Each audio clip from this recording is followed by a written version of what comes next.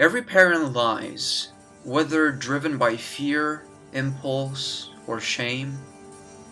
Some are innocuous, like Santa Claus or the Tooth Fairy. Others can be far more sinister. The abusive drunkard father who tells his children it's all for the best. My parents lied about everything. They told me they worked. They didn't. They told me they were Cherokee. They weren't. They told me they'd come to my football games. They never came. They told me they'd stop using drugs. They never even tried. They told me they loved me. They never did. I was an unloved foster child, adopted purely out of self-interest and greed. Monthly payments from the state were funneled directly into booze, drugs, and cigarettes. What was left was used to keep me barely fed and clothed. When teachers called home to ask about the bruises on my body, my parents would lie and blame sports. Football was a great cover. At parent-teacher conferences, they displayed overt affection and lavished me with attention, only to scream at me for minor mistakes on the car ride home. They truly had mastered the art of deceit, a feat that required sociopathic tendencies. Drug-fueled parties were a regular occurrence at my home. Meth heads, tweakers, addicts, junkies, criminals. These were the kind of people my parents associated with. I was always forced to clean up the aftermath, a swift beating the punishment for disobeying or moving too slow. While beating me, my mother would lie and say they were doing it to build character. I'm pretty sure they enjoyed causing pain to others, or at least making others as miserable as they were.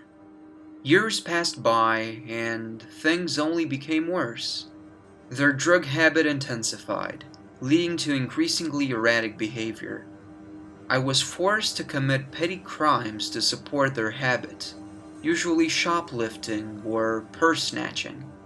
When the police arrested me, my parents lied and passionately stated how they'd raised me to do right.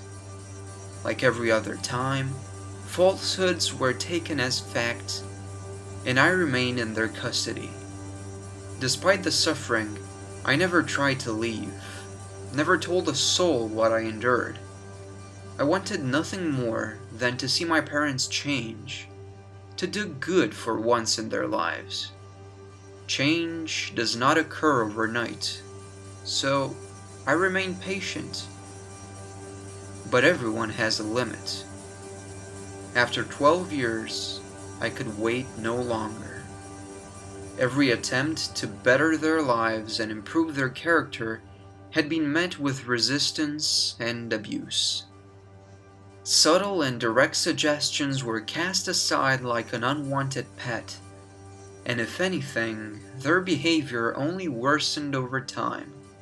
Martha and John Greenlee were officially a failed experiment.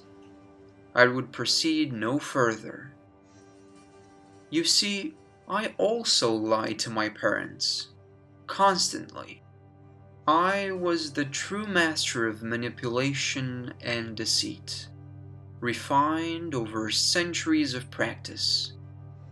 I told my parents I was a child. I was not. I told them I felt pain. I hadn't for years. I told them I cared. I did not. I told them I loved them. I never did. Eternity can become quite boring, so you have to be creative to keep life interesting. My personal preference was to engage in various experiments, mainly focused on changing the fundamental character of human beings. Rarely was I successful.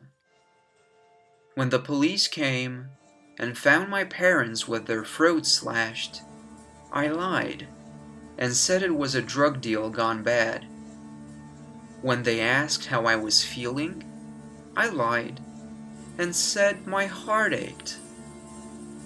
When they took me to the police station, I lied and said I needed to use the restroom. When I reached the bus terminal, I lied and said my name was John Anderson from Evanston. And so I was.